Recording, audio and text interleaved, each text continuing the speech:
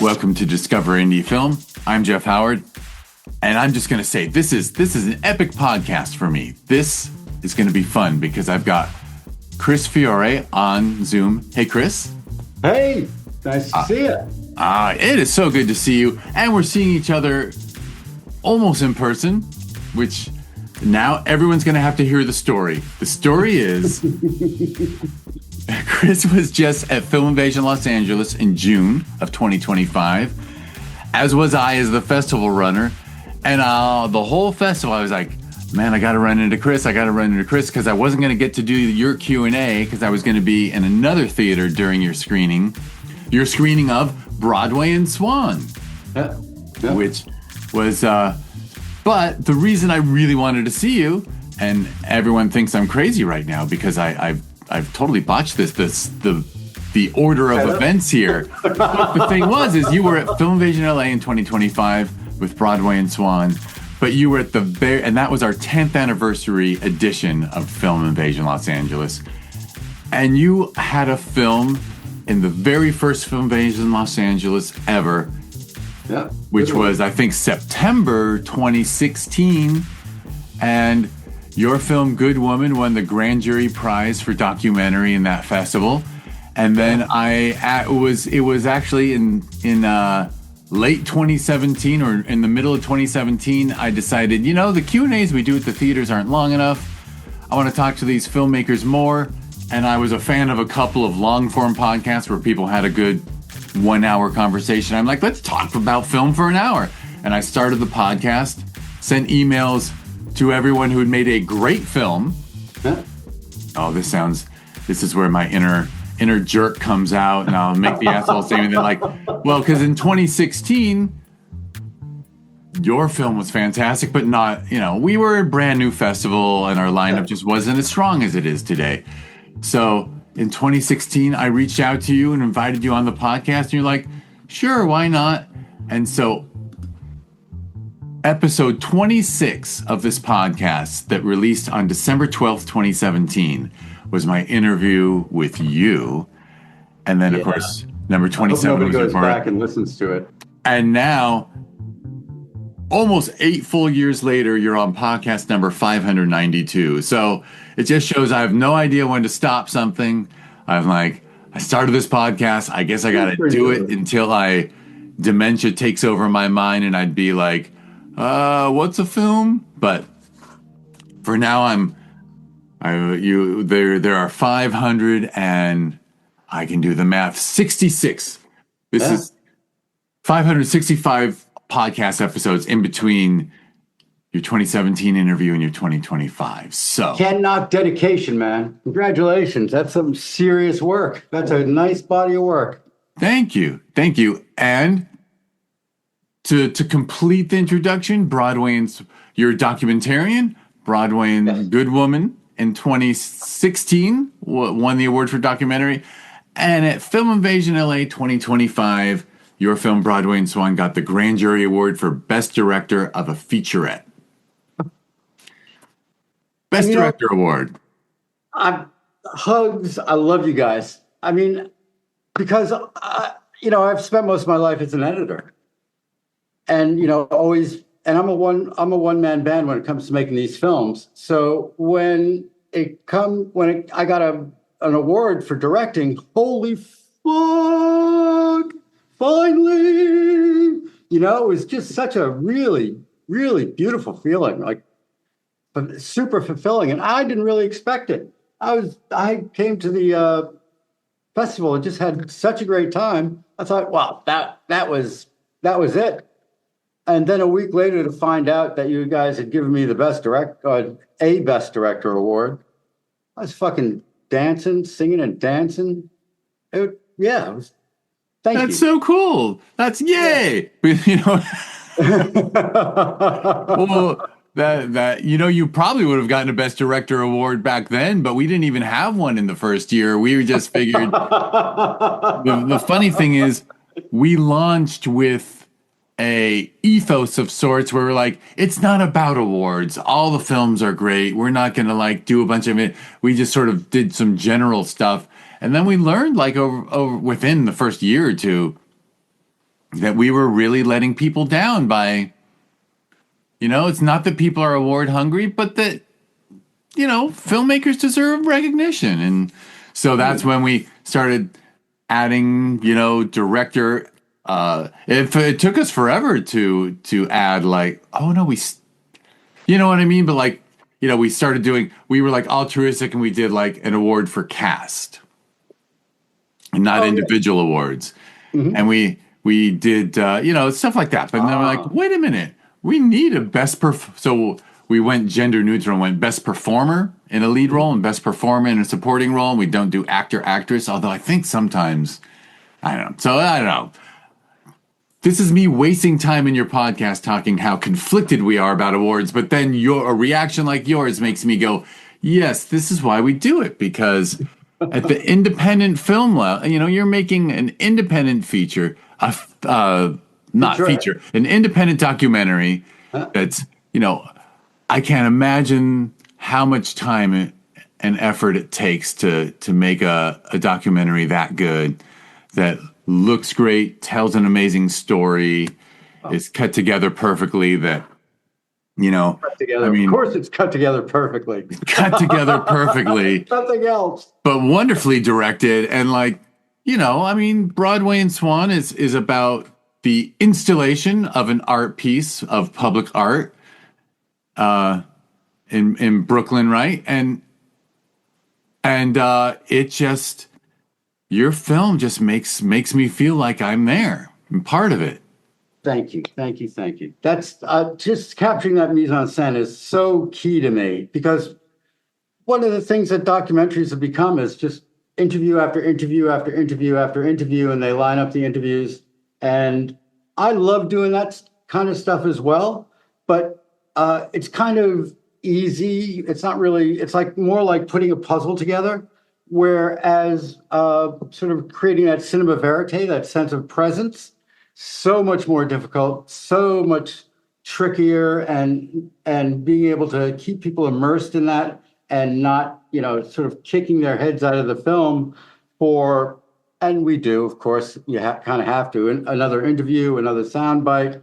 But I like to stretch that time between sound bites out as long as possible, because it really is more of a cinematic experience when you're watching something happening instead of listening to something or listening to someone talking, Yeah, and there is, right, and you do the interviews when needed. Yeah. But you really do what documentary, God, I don't have the cinematic knowledge to make this statement, but I'll make it anyway. Just like originally documentary was sort of not originally, but for a long, documentary's been perverted in the last 5 to 10 years, I feel like, by the reality TV sort of expose, right? Like now there's things that have a documentary feel that are completely overproduced and manipulative, and so here you are doing it the right way. It's just such a breath of fresh air. And I guess there's a lot of people on this planet who don't care about art, but I care about art, obviously. All the members of our jury care about art because they are on a film festival jury. So I've been one of them. Right? Yeah. You've been stayed involved. Yeah. On our filmmakers board, which is funny. Whenever someone gets a filmmakers board award, I always make sure to say, by the way, you realize this is an award by your peers. Like this jury was your peers, not because, I got to admit, the people on the selection jury, like myself, we get about 1,500 films a year between the two festivals. Wow. And it does affect your opinion. Like there's perfectly valid things that people do, but if it's a really common thing people are doing, we're just like, oh, we've seen that too many times. Yeah. But you don't see it too many times because you're just, as a member of the filmmakers board, you're just watching the official selections. So we've already given you the cream of the crop, and then you just choose awards among them, which I think is nicer than watching all the films that need a little more work. Yeah. It's like anything else. Lots of signal to noise. you know? And I've noticed like a lot of festivals have really started taking advantage of that, which I don't know if it's good or bad for people like me, but you know, you have the three lengths, but so many of them, like I won in Berlin for best best not green film, Like best artist film. artist film. Yes, for depiction of artists at work. And then in Paris for best green film. So to be able to like sort of like target those niches and to apply to these festivals and those little niches, it really does make a big difference because even though I tend to agree that, you know, we're not doing this for awards and whatnot, awards help us raise money and get more work. You know, it's just a fact of life. It's part of the game that I never really played and I've always hated playing. But now that I'm older and wiser, I'm like, Jesus Christ, I should have been playing that fucking game. I'd have budgets and shit by now. It is the things you realize. Oh my goodness. I won't join the chorus. I've already distracted too much from your story. And also, and you made a reference to our length. Yeah. Because as I said, your film, you won best director for Featurette. And that's of any film, not just, right. Not just document. It's not for the documentary genre, it's for directing. Yeah. And Featurette, yeah, because we noticed actually through the COVID lockdown experience, shorts started getting longer more commonly and better. It used to be, I can tell you, just back in pre-COVID, you know, if a film went over 15 minutes and it wasn't a documentary like you know, like Goodwoman or something, it just tended to have a lot of fluff, and it was like this needed a better edit. But I don't know if people got better at editing during COVID or what. But all of a sudden, like the quality of storytelling in that 20 to 30 to 40-minute range really improved. I think it's because a lot of people had so much time for a bigger project during lockdown. Yes. Yep. There were many films actually. People who've been on this podcast were like, yeah, I was all of a sudden I couldn't leave my apartment. And I was like, oh, there's that hard drive with all that footage I have from 7 years ago. And they sat down and they cut a beautiful film out of it. And, you know, I'm just going to make reference to one you would have loved. A guy had actually had vacation footage of he and a boyfriend in Berlin in like, I think it was the 80s or 90s that he shot on a camcorder. And then he was looking at this stuff during lockdown and he created a mock documentary out of it. Oh, wow. And made about a gay man's exploration through Europe. And he's like, no, I made all the voiceovers bullshit. I just added all new. I just took I took trip videos and told a fake story with it. And I'm like, wow, the creativity. And that only happened because an editor was trapped in Madrid. A guy who works in Madrid was like trapped at home for 6 months with nothing else to do. And had the talent and the creativity to be able to see and rewrite that because yeah. Oh, and all this was because you mentioned we have the three lengths. Right. So now for us, shorts are under 20 minutes and features are over 60. And in that 20 to 60 range, we let those films have their own space for recognition. Because you can imagine you are on our filmmakers board most of the time being a juror for awards. And if you have a 7-minute comedy and a 37-minute comedy, which one's going to get more votes? You know what I mean? Yeah. It's completely different beast. A 35-minute film and a 12-minute film are as different as a feature and a short.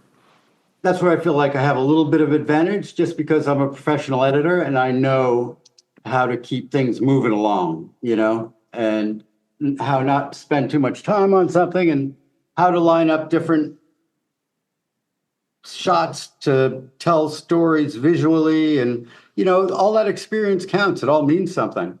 And, you know, all I really need to do is just overshoot like a madman and, you know, cut it all down and editing looks great. I remember in the Q&A, someone said my camera work reminded them of Scorsese. And I was like, what the fuck? Because I never even thought of anything like that. You know, I just like to walk around with the camera and just sort of get those moving shots and zoom ins and outs and all that stuff. And it just really blew me away. It really was fun. And yeah, that's part of the freedom that you have with documentaries. I don't know if this has any relevance to what we were just speaking about. I just No, I think we're just this is a jazz episode. We're just riffing. We're going from subject. And by the way, but Scorsese also, right? Sometimes I think that Scorsese would have been happiest as a documentarian, right? Because he started in documentary, and every once in a while goes back to it. Sometimes I think he just got sucked into like, yeah, if I make movies about horrible people doing horrible things, I can go to better restaurants and use a lot more stage blood and really have a lot more fun with his characters for sure.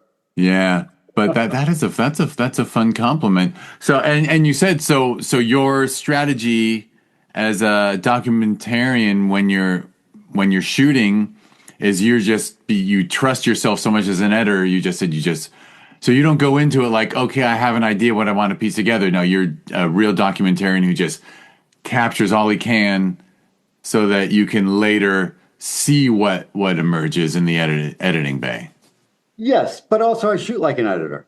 So, part of the advantage of coming to this from editorial is that it's like I've watched thousands and thousands of hours of really phenomenal DP's work. And it's sort of like going to school, because you really got to sit there through every fucking second of it. And coming out of that, it's really kind of become second nature as to, what you want to shoot, how you want to shoot it. Plus, I had a great mentor, Robert Leacock, who's his father invented the mobile film camera way back in the day. And his whole thing was just really being present, really sort of like having a sense of what's going on and being able to follow a conversation, panning when he needs to, coming out wide when he needs to, going in close, and just really helping to sort of immerse the audience in the film. And that was just something I thought, if I could learn to do that, it would just be the best thing in the world. So those are a couple things that I really enjoy about it, is just being present and paying attention and being that fly on the wall. A camera is a really great excuse to sort of like step outside of any given situation. And I'm as an editor, I spend most of my days alone and, in a dark room. Once in a while, there's a producer who I try to get the fuck out of the room as quickly as I shouldn't say that. Wow. Because I'll never get hired again. But just being able to sort of riff and knowing that it's all going to be okay, and knowing that, automatically that if I get these wide shots and people are talking, I need to get the close-ups, I need to get the cutaways, I need to do all this other stuff to make the scene work. And just to sort of be able to do that without thinking and to be able to do it naturally is a real, it's a pleasure. I mean, I shoot because I love to shoot. I make these films because I love to make films. I'm not getting paid for it. I'm never making any money off of it. So yeah, that's the only real reason to do it, is just to stretch and extend and to go places I wouldn't normally be able to go and meet people I wouldn't normally meet, and, then come back to my little hole and put it all together, which is another thing I just love to do. And is it really as simple as you hear, like through social circles, do you find out about like artists, doing something, and then you think to yourself, wait, that could be a documentary, or how do, when you're making your own doc, like what inspires you to pull the camera out and come out of the dark? Mostly it's been friendships because it's been the easiest way to approach. Like my first film, Goodwoman, she was a good friend, and she was doing such intense activism. Like she was filming the cops, and it's like filming the cops in New York City, the NYPD. I was really nervous about her. I was very worried about her. So, and she's got no filter. She'll say anything to anybody, and I wanted to make a film just to sort of try to raise her profile, a little documentary, so that, if God forbid anything should happen to her, there was a lot more awareness as to her case and what she was doing. So that was a friendship thing. And the next big film, which was, I never actually submitted it to anything because we had a falling out. The subject and I, it was a sculptor named Ken Hiratsuka, and I'd been following him around for like almost a decade. And again, it was a friend, and it was a real loose documentary, but he got his first commission to go 2016. In fact, when you were having the first thing, the reason that I could not be present at Film Invasion 2016 is because I was in Florida shooting this guy. And I was in the middle of the shoot. He was putting together his first big sculpture for Art Basel in Florida. And, it's a nice little film. It's on my YouTube channel. But then he really got sick of having me around. He said, go shoot these other people. They're doing this thing for the National Audubon Society. And I remember the National Audubon Society from like the sticker on the back of my mom's car, typical New England liberal with like coexist and a little Catholic fish and, all those kind of hippie stickers. And one of them was National Audubon Society. So I was like, well, I jumped at the chance. Like I'd never made a film for my mom before. And, I'm like, hey, this one's for you, Mom. It seemed like a good idea at the time, as good a motivation as any. And so I started following and talking to Carlos, who is one of the artists featured in the film. And the film, I don't know if we have discussed it at all, but it's about these two artists who get commissioned by the National Audubon Society to create the first mosaic in their mural system. And it took like 2.5, almost 3 years to get done. But that was an instance of, one friend recommending me to shoot another friend, et cetera, et cetera. And that's pretty much how I've been doing it. But, put such a strain on friendships. Really, like two of my favorite people are no longer in my life because I made documentaries about them. They're both narcissists. But that's neither here nor there. It was like, and it's and those who can't see you on Zoom know that you covered your mouth after the word narcissist but it's not always I mean, fine, it's a condition, right? It's a condition, and I mean, for someone to have the courage to stand there and record police arresting people, right? Arresting the homeless and things like you do have to have something about, I'm trying to say it with no negative terms, right? The lack of fucks that they give by being so dedicated to something requires a certain amount of just no doubt at all about one's power and strength, and someone who has no doubts at all about their own power and strength. When you create a representation of them, those people don't always like a mirror. Yeah, that's for sure. They can be really fussy with that stuff. Man, I remember the fights. That's true. And the opposite of that is that there's such a lack of self-consciousness that they'll say anything. They're great subjects because they'll go any place, they'll say anything.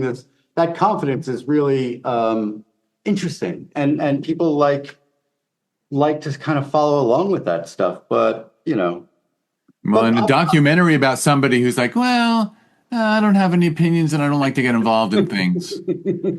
Well, that person is very far from a narcissist, but they're gonna not make a good documentary subject. That's so true. That's so true. I mean, the arts draws, right? You are interested in the arts and artists, and yeah, I'll say their names in full so people can look them up. But like Carlos Pinto and yeah. John Sear, so talented, but Carlos.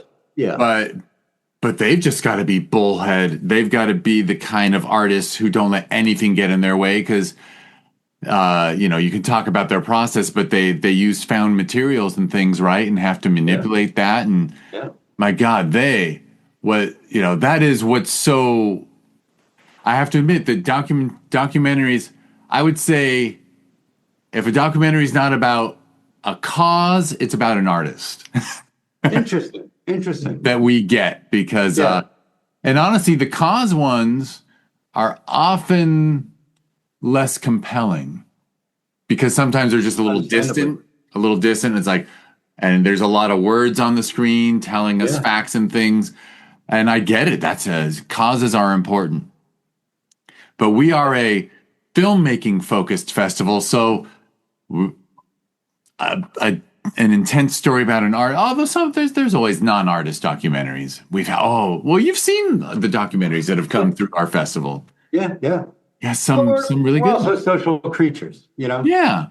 And these parasocial relationships that have exploded since COVID, I think have just become a much larger part of our like friendship spheres and our acquaintance spheres. So that's a big part of it too. It's always more interesting to watch something about a person because you can really sort of like have emotions back and forth. It's funny that we're going here because, at some point I know you're going to be like, what's next? And 2-issue films. Oh, you have 2 films brewing already? Well, I'm trying to look for funding and I'm trying to look for an actual producer and, potentially an actual camera person other than myself, although I love it, and another editor. But yeah. So talking to myself, we're talking me out of my next couple of films right now. No. Well, we'll see what happens. Who knows? But yeah, I'm kind of sick of the one-man band thing. I love the freedom. And fact of the matter is, I'm itching. I'm like really itching to do something now. But I'm not going to start another documentary and work on it, for free for 3-4 years and have my wife pissed off at me that I'm not doing stuff with her or other things. Right, because it eats up all your free time. And makes Chris a dull motherfucker because like if I'm in the edit room editing most of the time and then I'm working on documentaries on the side, my own documentaries, it doesn't make me a very well-rounded or interesting person, It just because sociability, the hours involved. Yeah, and also I'm too old for this shit, just too old for all the griping and the pettiness and the free work, et cetera, et cetera.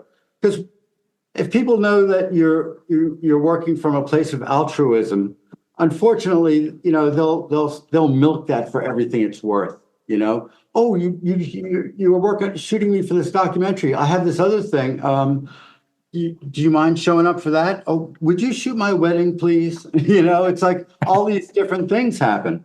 So, yeah, I would love to get my documentary making to the same level of professionalism that my editing is at, And at 66, I don't know if that'll ever happen, but God knows. Now I have time to try, And the proverbial producer. Yeah. If you could get a producer instead of being a one-man band, then that person can take. Actually, I don't think there's a film producer alive who would mind me saying they take on all the shit so that the director and creatives can focus on the direction and the creativity, right? God, I mean, that's God bless producers for crossing those T's and dotting those I's and dealing with the public and dealing with locations and dealing with people and dealing with permits, crap like that. I so admire that personality type. I married one. I mean, people who are super together, I've always really liked being around them, even though they kind of drive me a little crazy. But I always wish I could be like that, you know? But by the same token, being emotionally driven and, like hypersensitive to stuff is really sort of like been my bread and butter. Like you can give me, just about anything and I can milk it for emotion and I can tell different pictures with the stories. I mean, tell different stories with the pictures. So it's it's the cat eating its own tail or the snake eating its own tail. It's a yin and yang thing. But yeah, producers. Oh. And you're too wise to have your wife be your producer. I've tried. God knows I've tried. And I list her as my producer on all the films just because she puts up with so much shit, you know? So she gets free associate producer credit on everything. And she actually has helped me put together a couple of things. Like she's great on the phone, she's a great organizer.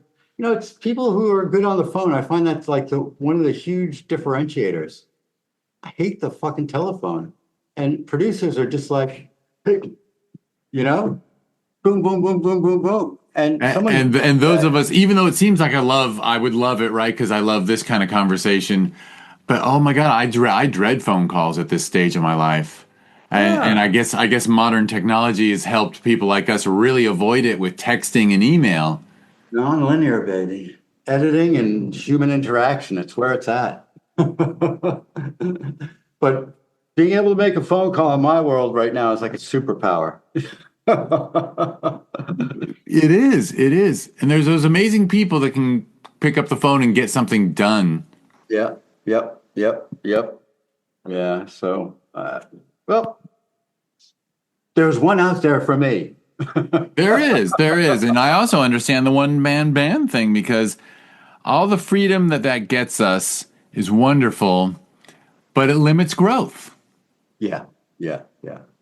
As I was sharing with you before we started recording, how I'm not going to be doing Q&As at the festivals anymore because the festival's grown, and the person running the festival can't just disappear into a theater for 6 hours a night when there's a lot of other things going on and decisions to be made. Yeah, the one-man band, a one-person band can't make true. I mean, we can make some great music.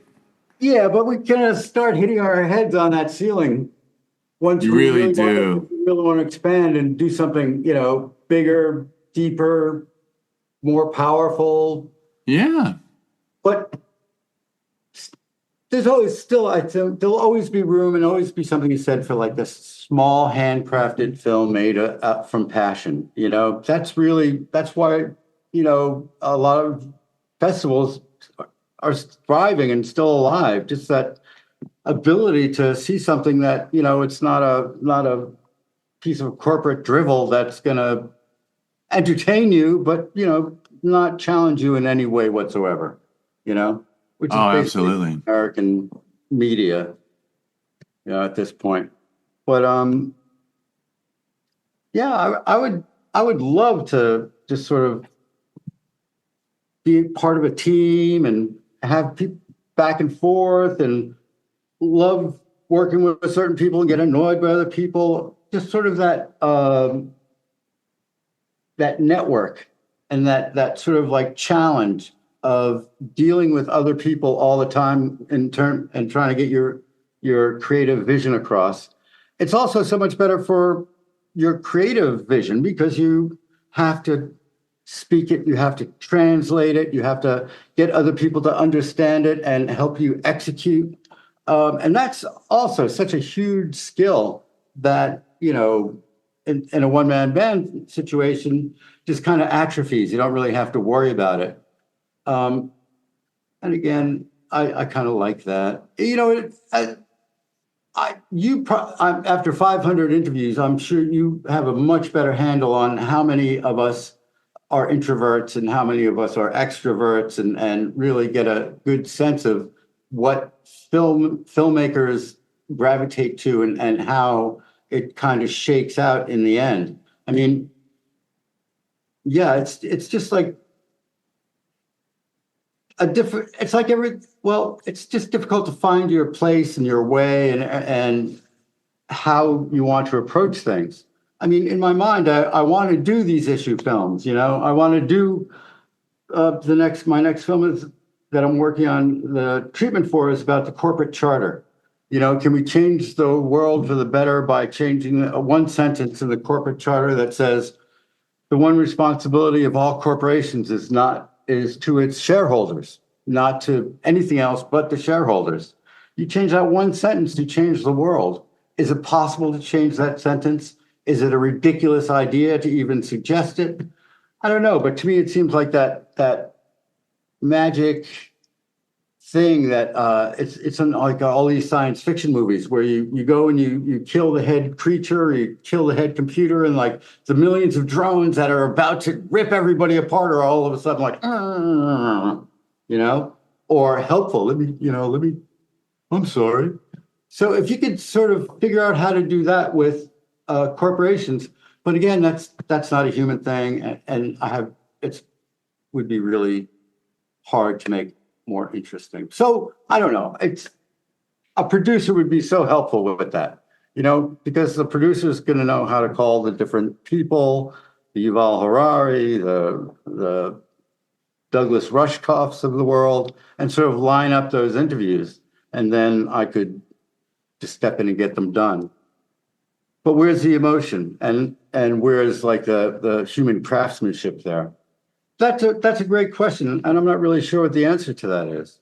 And I don't really have any other potential artist friends I would want to make a documentary with right now anyway.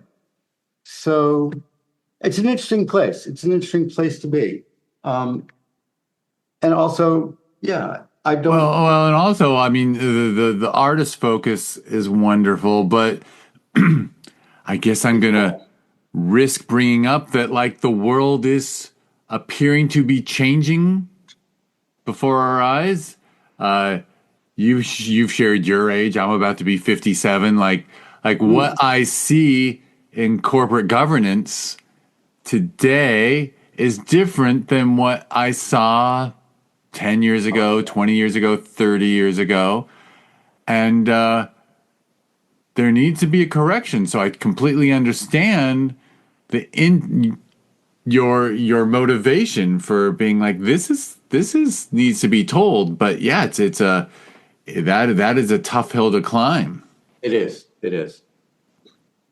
But I would really be able to do it because as much as I love telling stories with people and creating that verite mise en scène, I also just love working with big topics, big subjects, and lots of talking people. I mean, the last documentary I won an award for was at 2023. It was also in California. I was the story producer and editor on it, of all the gin joints. It's about a local restaurant out there in Venice, Casablanca, and the history of that from the 60s going forward. Culver City Film Festival, that won the Audience Award for Best Documentary. But again, that was just like maybe 10 or 11 interviews, 10 or 11 interviews, and a shitload of restaurant footage. So that, to me, that's like a really fun challenge, just to be able to piece that together and to find the emotion in something like that, and the story of 3 generations of restaurateurs, going through different times. That's kind of the opposite of what I do personally, but something I love equally as much and kind of want to try to do that myself, And again, I have no idea where the power and the emotion comes from something like that. But I also, you see how fucked up the world is right now and how little chance human beings actually have of really changing it. I mean, unless, we're in New York right now, we got Mamdani. coming, being about to be voted for him. And, you know, everyone's saying he presages this huge progressive wave, which would be great. But, you know, if you're a progressive and you're running, you're not only running against the Republicans and the right, but you're also running against your own party. You're running against all the corporate Democrats. Plus, you're running against the corporate media. It's such a massive uphill climb that, and I don't, and you know, I'm not actually. I am saying that. Well, a documentary, I can make a documentary and change the world better than voting, but that's pure bullshit. It's sort of like my own little bit of narcissistic treachery. At any rate, to make documentary, it's like this bundle of altruistic impulses that sort of like congeal into these activities that further congeal into a film, you know, and that it's, to me, it's organic and it's really fun and something special. Even though, you know, I'd rather be making money. Well, I'm at that age, you know. Right, and that is, man. Yeah, well, you're not the narcissist who's going to make a documentary about the life of a documentarian. No, fuck no. And that's the other thing about making docs about artists, man. I love art. I love looking at art. I love experiencing art, whether it's film or on a wall or a dance or a painting or whatever it is. But listening to artists talk about their process just to me is like so uninteresting. It's just like, you know? And that was one of the real big challenges with this film. Not that they do talk about themselves that much, but you can see there's a fair amount of that process blather in there.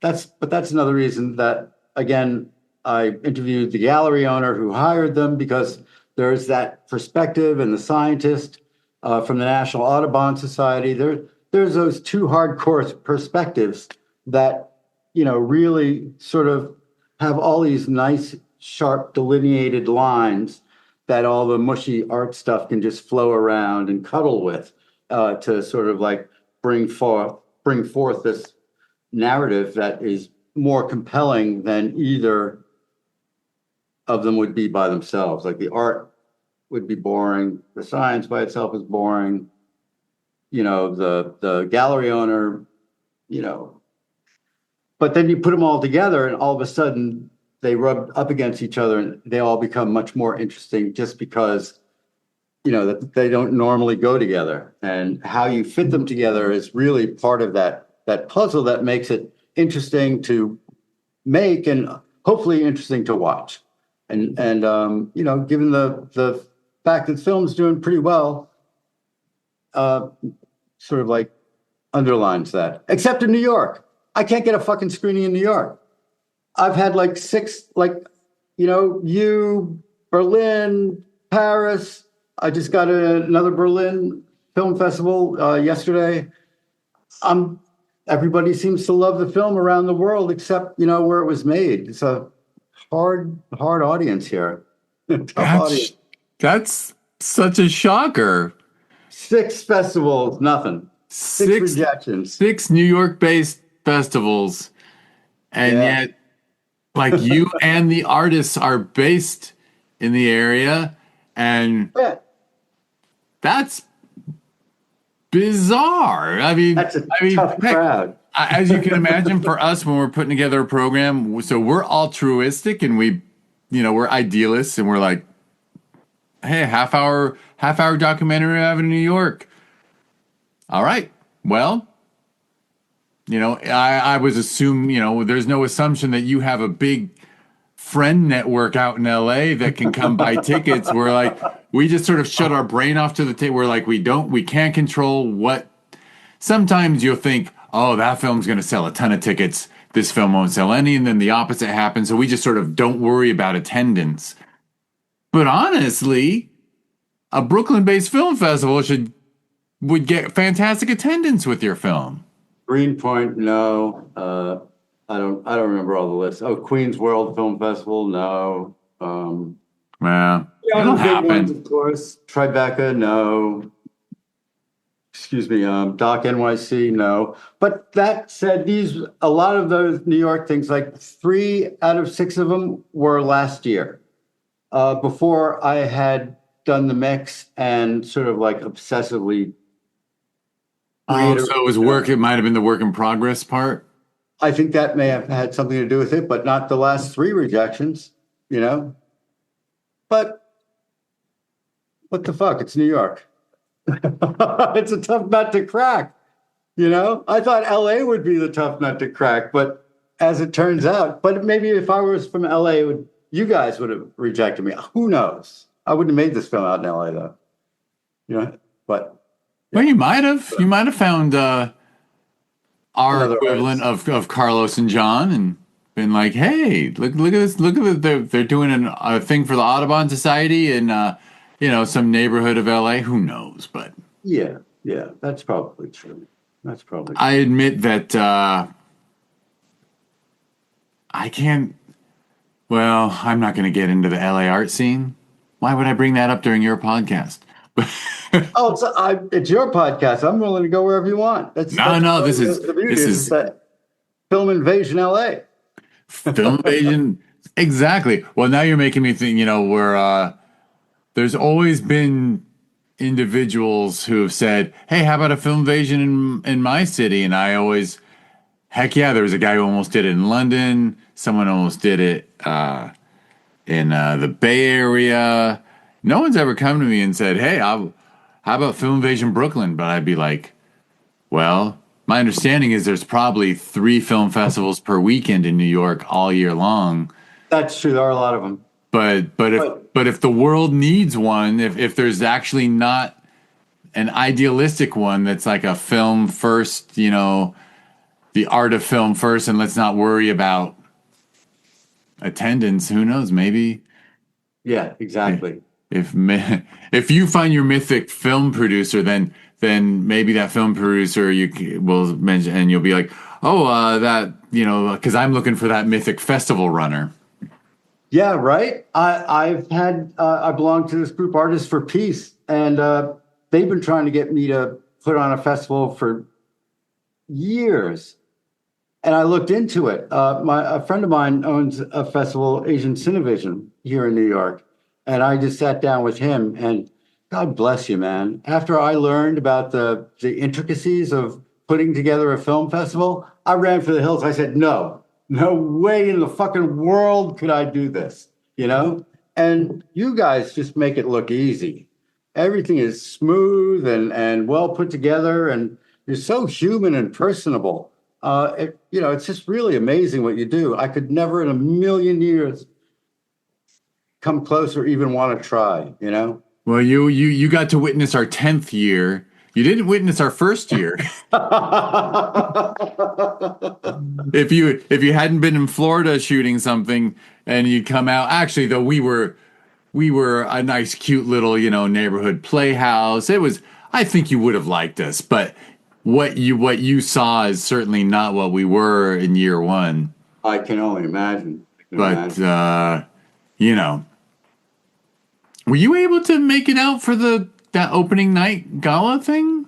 No, I was not. Okay, good, because I would have met you there. Yeah. I could have found you.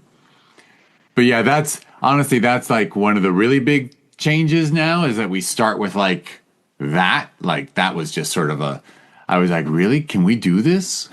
Oh, wow. Yeah. I would have loved to have been able to come out. I had my little fund, my little amount that No, I could spend. understood. And, you Understood. know, And I believe yeah, no, I mean obviously we screened you on a Saturday night, right? yes, So yes. that Great made the most crowd. sense for someone who has to travel from out of town. Lord knows yeah, we're supposed as a festival, right? You're supposed to prioritize ticket sales and stuff. We prioritize, oh, if you're coming in from out of town, we will give you the best, we And had that documentary from Germany. And we showed a feature length documentary from Germany partly shot in Germany and partly shot on the Canary Islands of the Gran Canary Islands of Spain. Wow. About a week-long Pride event they have on those. There's like a week-long Pride party on the Gran Canary Islands that is off the hook. And this amazing filmmaker who also is in his words, a grotesque drag queen. I don't know if you saw the 6'1" drag queen at the festival that night, but Saturday night. Saturday night, yeah.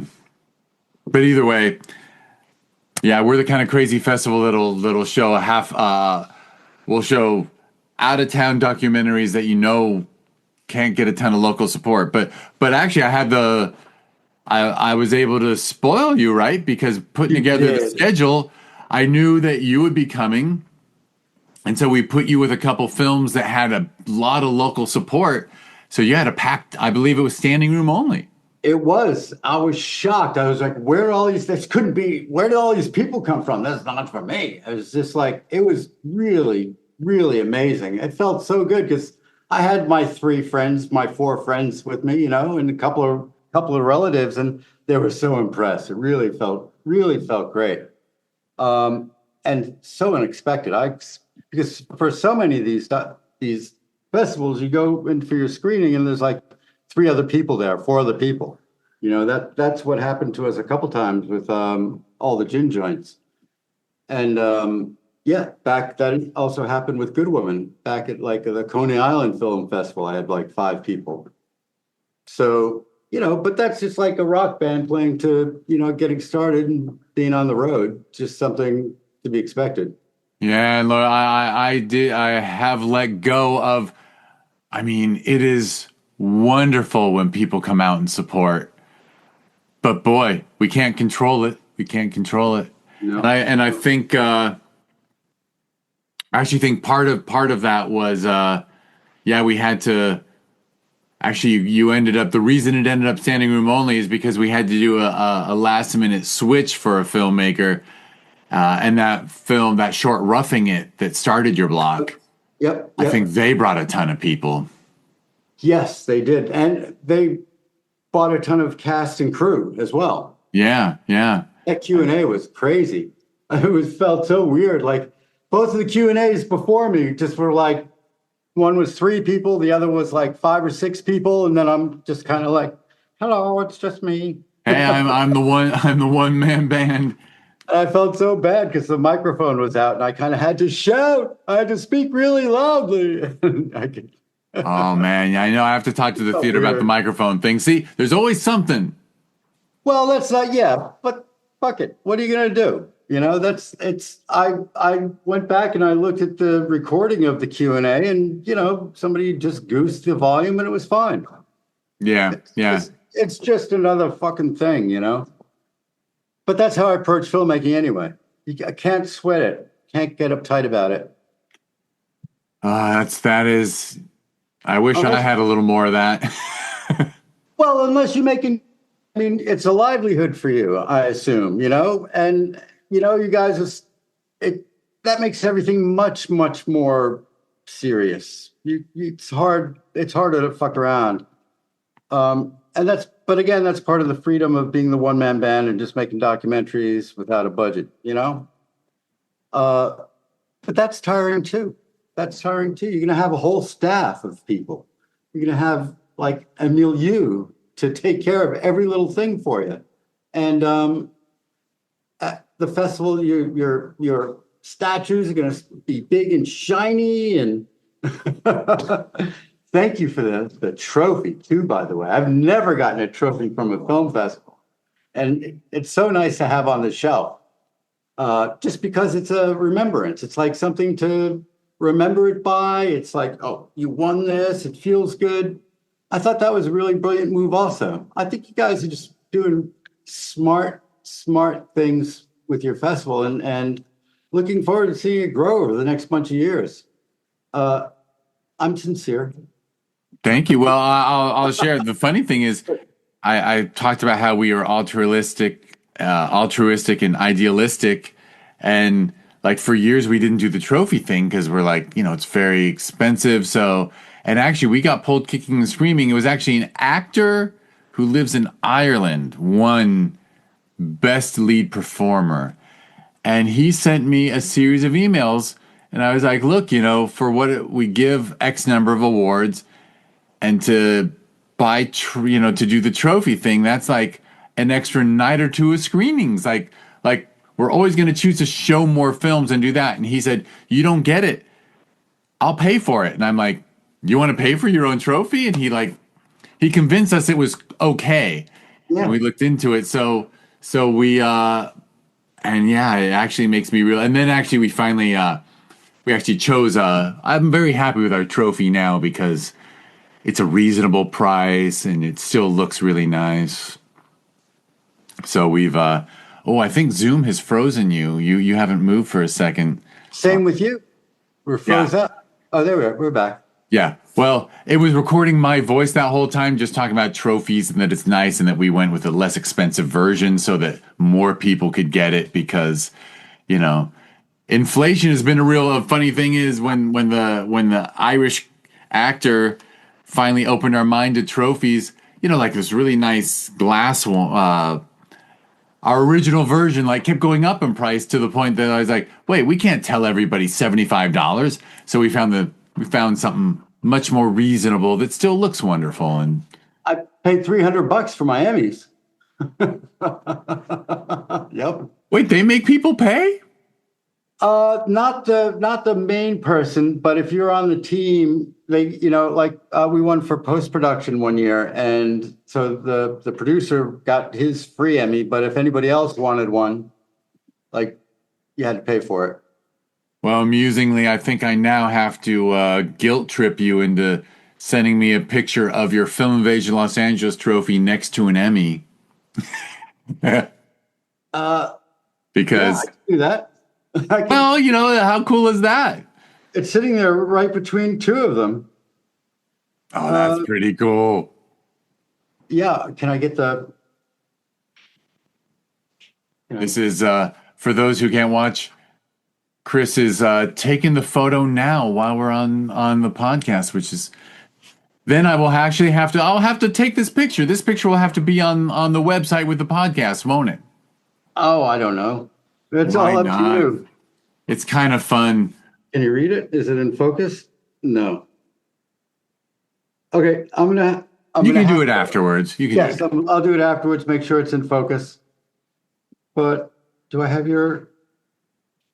No, I don't. Not easily. I can't just shoot it off to you. I don't have your email or anything. But yeah, I'll send it. I'll do it right afterwards. No problem. Wonderful. Symmetrical too. That is you've also become a cinematographer over the years. You like a good framing. I do. I'm addicted to it. But also I make art, and I have shows and et cetera, et cetera. So that framing is I'm really into composition and framing and everything else. Long before I'm not a cinematographer. I shoot my own documentaries. I would never claim to be a cinematographer because I know too many of them and I know what's involved with that shit. So yeah, I like to shoot my own documentaries. And when I get compliments like the one at that Q&A about looking like Scorsese, it just blows my mind. It's all instinctive. It's all instinctual. I've never gone to school. I don't know enough stuff. Well, I used to, I guess. Yeah, but as an editor, you've been looking at footage for so long. That's you said. The key. Yeah. And being able to make that stuff is also fun. It's like, I can do this, I can do that. And every once in a while, it turns out to be true. And that's really exciting, kind of grow into the medium, which you don't really get to do with a lot of other things. It's either do or die, here or there. But yeah, I don't know. No, it's excellent. And it makes me happy that there's that there's film festivals and other avenues for work like this to Yes. get out there, right? Because I have a music. I don't know why I'll bring this up, but like I always say to myself, I know there's little rock bands and garages all over the planet making music that I might want to hear, and Yeah. I don't know how that stuff will ever get to me. Like so I'm just glad that we at least have an infrastructure for this medium of film that you know because there's not. I don't know. Maybe I just gave myself the horrible burden of wanting to run a music festival where it's truly indie because Lord knows. I don't know how a young band gets out Yeah. in this Yeah. world. And but also the great thing about the film festival is it's curated, and you are able to pick and choose and really show a great variety of work, which is like, I mean, you have the same variety of things on YouTube, but at that point it's content, And I think that's nice to have a differentiation between content and film, and documentary and feature, and just to be able to sort of like have the different versions of it, because we spend so much time just sort of like doom scrolling YouTube or whatever, and to be able to go into a theater and to sort of like appreciate a film for it being a film and not a piece of content to sort of like turn you into a commodity, a set of eyeballs. It really just elevates the experience, and it gives you something to think about. And if the film touches you, you have something to cherish. It's just really a completely different experience, and it's a much more human experience. I mean, we're all so used to just being treated as commodities, and that's one thing I've learned about the festivals, is that you are a commodity in the end, because everyone's looking to get asses and seats, et cetera, but it's not as overt, and it's not as monetized in that sense, that you really have to be able to perform, and I'm not looking at my metrics, and I'm not looking about how many people started it and how many people got through the first 5 minutes, et cetera, et cetera. I hesitate to call the documentary a work of art, but to a certain degree, that's exactly what it is. It's sort of like this thing that you've spent years and years like slowly piecing together, and teasing the emotion out of, and teasing the issues out of, and really trying to shape like something special. And that's a far cry from content or YouTube video. So in that sense, it's really great to have the festivals around. Although I wish everyone would start cutting their prices for the cost of admission. $60, $70 each. It's driving me fucking crazy. If you don't have money to get into festivals, you can't play the game. But I guess that's part of that difference that I was just talking about, because money changes everything. And if you believe in something enough to have the money to put behind it and go for it, then you're going to probably end up with a better product, a better experience, better long-term results. Absolutely. All right, I just did some good self-editing because I'll share something with you when we're not recording. Okay. But it's about submission fees, and we still kind of keep ours low, and still people yell at us. Oh, and you gave me gratis this year. I was just so impressed. Like every time I had sorry. No, I'm just kidding. With you guys, it's just been such a surprise. You really cool crew. Well, let's be honest. You certainly got VIP treatment there because number one, you won the award for documentary in our first film invasion ever. This was our 10th edition. You've been a helpful, look, you've been on, we do 2 festivals a year, and every festival when we have our official lineup set, I fire off that email saying to all the alumni saying who wants to be on the filmmakers board for this one. And I would say more than half the time you're saying yes. I don't know if you're saying yes every time, my apologies, but I think Yep. most of the time you are Yep. watching stuff and helping us select awards and things. And so when I found out that you had something new, and we we have we tell people every day that we never give a waiver. But I am not. But we always offer a discount. Well, if you ask for a waiver, you're offered a discount. Oh, But I paid anyway, and you refunded me. Oh, that's even worse. no, I did that. Okay, so that was me. So you paid anyway. So you paid, and then I was like, no. Chris has been on way too many juries for us. Let's refund it. Okay, that's what I did. But either way, no one else will get that unless they've been been part of us for 10 years. You've been part of this thing for 10. Actually, you were part of the very On and first off. festival ever. Yeah. Since In fact, what? yeah. So, I didn't catch that last bit. I was just saying that you've been a part of this for all 10 years. Yeah. You were in Yeah, the very more or less. first festival that we ever did, and then Down you were in in the Georgia for, like- 19th because the 10th for Film Invasion, and there have been 9 Sherman Oaks film festivals in the interim, and now we're doing the 10th Sherman Oaks Oh, in wow. about 3 months, a little less than 3 months. Oh, that's scary. I got to get to work, but That is scary. it is. I am envious of my perception of someone like yourself, where like you can put the time in. When it's done, it's done.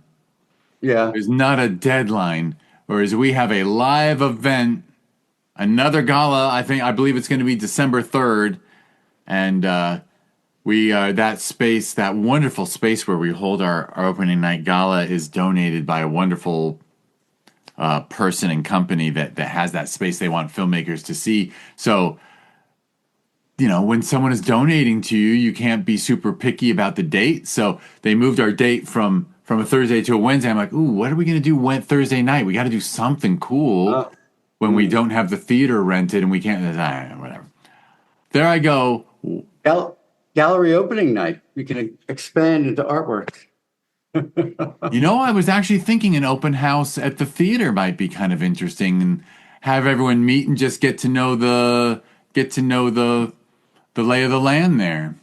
The more the better. I mean, my problem when I was out there, because I don't get out to Cali that often, is that I was seeing a lot of friends and relatives, and I didn't get I didn't have as much time to do your events as I would have liked.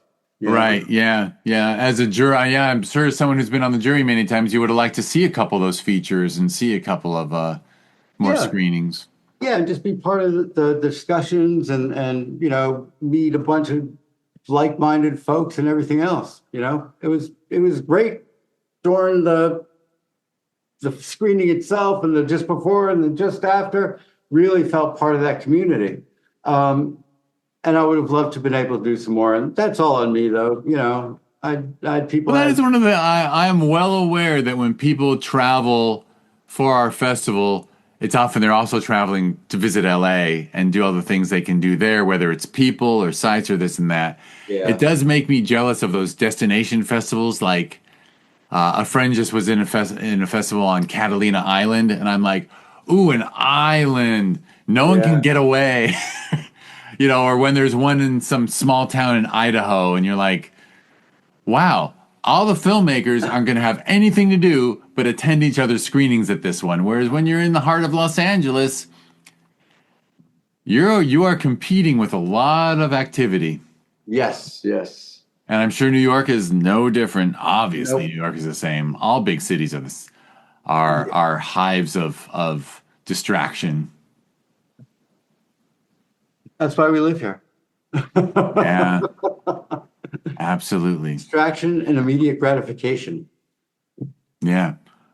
All right. So I think I'll wrap us up a bit. So you have you're working on a couple ideas, but Yeah. you're actually thinking about adding a few pieces to the band if you're going to make another doc. Is basically where you're sitting these days. Yes. But at the same time, I'm also making a couple little AI films because it's just so fascinating. I mean, it really is. And, I've had these little sci-fi fantasy ideas forever. And so just to be able to do those short little films and be able to visualize all that stuff it's really amazing. I mean, as a filmmaker artist, I hate AI as much as everybody else. But I think the main problem, I don't hate it. What am I saying? The main problem with AI is capitalism. The fact that these assholes just raped our culture and stole everything, all that blood, sweat, and tears, from thousands and thousands of years of people making art and pouring their hearts out and suffering for their visions. And these fucking corporate dweebs come along and suck it all up and spit it back out at us. It's like, it's somewhat oracular. It's like an oracle of all this combined human expression, which I find really fascinating. And I find that really beautiful in a way. And it's just like the assholes in charge are really what destroys it. So that said, I love just playing with it, and it's like almost like a roulette. Like you type in your prompt, you hit that button, and you can't wait to see what comes up next. And then you just sort of like get that same little dopamine rush. So that applied to my little sci-fi ideas is really, really fascinating. So yeah, those are two little films, and then I have a dance film that is a short dance film that is about to premiere. Like it was supposed to premiere last week or 2 weeks ago. It just keeps getting pushed back a week because the person who's premiering it is redoing their website. They want to do a big launch with the film and with the website, et cetera, et cetera. So that's about to come out and that's ready to go. And that's a sweet little dance film about a woman who takes some drugs, and it's called Hallucination, and it's about the sort of metaphysical hallucination that we all kind of go through day to day, our day-to-day hallucination, or as William Gibson called it, the consensual hallucination, And yeah, those are the little things I still love doing as a one-man band kind of thing. But yeah, as a documentary filmmaker, I'm just hungry for a crew, a budget, a focus, just sort of like the real deal, Yeah. Yeah. I'm glad you have the other outlets, and I'll resist a conversation. But I'm with you on AI, and I think, and yeah, boy, some members of the jury are like, if there's a little bit of AI in a film, I'll get like a note that says, "Yeah, no, I can't support this. I'm going to give this a 1 out of 10." And I'm like, but it's a tool. It is a tool, and not all uses of it are, obviously the most evil thing is the copyright theft and this and that. But there's other uses which probably are more along the lines of just VFX and Yeah. and there were the people who, when you went from models of spaceships to digital spaceships, you're like, I can't do the digital effects. Well, they look so bad at the time. I remember that. So, there is a little bit of AI in Broadway and Swan. It's in the intermission, whenever you go to a new place like Squid Farm or day 1, day 2, day 3, and I took a piece of one of Carlos's birds, and then I just had AI paint a bunch of backgrounds. mm-hmm. So they look like painterly backgrounds, but it's all AI. And I just thought that was so insignificant because most abstraction is just kind of physics and noise, that this was more physics and noise, and it wasn't a big deal. Yeah. And I mean, you're backing up my attitude towards it, which is, not all applications are, that's an application of this technology. You're an artist who just needed something visual for a transition. Yeah. And Just keep going. it's not that this took away $150,000 a year job from an animator or something. This just replaced an empty screen or a fade in and a fade out. Like it just, yeah, Yes. no filmmakers were harmed in the use of this AI. Boom. Exactly. And I think that's a huge swath of people who are using it right now too, because if it weren't that for that tool, a lot of the shit would never get made. It would never get seen. It's really for the individual filmmaker or the individual content creator. It's kind of a bit of a godsend. Yeah. And that's radically different than, stealing someone's Yeah. image and, Or in my case, I mean, that's why I have such a hard time finding work now, is because there's so many AI editorial systems out there that will do everything but the fine cut. You can, and producers will sit there, they'll say, I like this word, I like that one, bum, bum, bum, bum. Yeah, I puts it all together for them. You want B-roll with that? Yeah, you want to buy it or should we make it all up? And that is really destroying my part of the business, post-production. Those $800,000 days to sit there, strategically placing shots and sound bites are gone. That's all over. really, Which is kind of wow. sad, but it is what it is. I wasn't aware of that. You probably wouldn't be surprised. The only AI editing I was aware of is that I keep getting emails that if I want to make a video podcast, there's like a, Adobe Premiere plugins that will just cut together if you use 2 or 3 cameras for a podcast, or like it'll just create your podcast. It'll just, it's probably something really boring where it just cuts to the speaker every time. But that's what you need but I don't intend to do a video podcast. Yeah, yeah. But I'm told that more audiences would get to know the filmmakers I'm talking to if we did have a video element. So it's actually Oh, maybe I am standing in the way. But are these on YouTube? You put these or on just on your site? audio only does sync to YouTube. Oh, But it's audio only with just, a logo image. gotcha. So I don't know if anyone actually listens on YouTube. But I am being told, and I know people are right about it, that like, you don't have to do the whole podcast, but just clips. I'm like, well, but now you're just like making my life complicated, and I don't have, obviously, Karina is wonderful and is the producer, and I'm able to compensate her for her time. But if all of a sudden someone was editing for, a 3-hour edit for a 1-hour podcast, all of a sudden I'd be like, well, I can't devote any resources to that, Yeah. Yeah. I don't know. It's crazy. But I'm glad to hear, feel free to send me, if and when you got a little sci-fi thing you want to share. I'd love to check it out. Oh, sure. As you know, I'm a fan of sci-fi, and I have not, I just don't have the time. So I have not explored. I know I'll be like at the occasional, I guess the word is party. Yeah, I went to a friend's birthday party, and then someone showed me on his phone like an AI video he did. I'm like, wow. So I'm like, I haven't even looked. I haven't even looked at the stuff that people can do now. I haven't even. And this is a guy who would like, he'd like been putting squirrels on Harleys when it was like still images.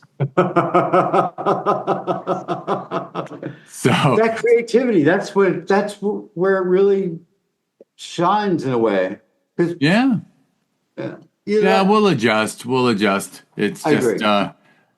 yeah, that's what they're saying. That's one of the mantras they're telling us about AI is that AI won't get rid of all the jobs. It'll just you won't lose your job to AI, you lose your job to someone who is an expert at it. Yeah, that's what they say. And what they're saying now is that like, well, AI is just going to make you work harder and you're going to have to do more. Oh, great. And actually, but heck, the big corporations are thinking they can do away with all. Yeah, I'll stop. It's too unpleasant an idea. Elon. Yeah, Yeah. That's a whole nother conversation. Yeah, to cut the entire global workforce by 20% would not be good for society. Yeah, but if that age of abundance comes through, I mean, our kids will be. I mean, there's a possibility that it could solve so many problems, and it really could benefit so many people in so many different ways. If the assholes in charge weren't sociopathic, greedy motherfuckers, that's absolutely, that's true. That's true. All right. Well, on that note, are you on social media or? Yes. So we should link to your social media. Now, how about just my website, chrisfiore.com. Right. Well, and from there, people can get to anything. Yeah, and I've been so lazy with social media lately. Well, I quit it all in my closing thing. I admit that I quit social media in January of this year, and then and I just did it for. I'm sure you understand why this January of this year was too much for me, and I was like, you know what, I'm going to step away from it. And then a couple days later, I picked up a book that had been on my nightstand for a couple years and read it. So there you go. So, and reading a book does feel better. There's something psychological that happens in your life instead of doom scrolling. Or in my case, it was never doom scrolling. It was cute animal scrolling because I was for years a bunny rabbit owner, and so like most of my Instagram feed was rabbits and then dogs and cats too. But the algorithm knew, we can keep this guy's attention if we, anyway. Throw bunnies at him, right? Just throw cuteness at this guy and he'll stay on. That was. But getting rid of that kind of scrolling, because anytime I saw something political, I would like say, "Don't show me this," because I was like, but. Either way, it's really nice to read books, but right now I'm not reading because I have too many submissions to watch. I hear that. And that's a good place to be. That's a good problem. Yeah. All right. So, Chris Fiore, chrisfiore.com. And if people don't know how to spell your name, it'll just be a clickable link in the show notes. And I'll do the wrap up. So, First of all, thank you, Chris. Thank you for doing the podcast again after 8 years. A real pleasure.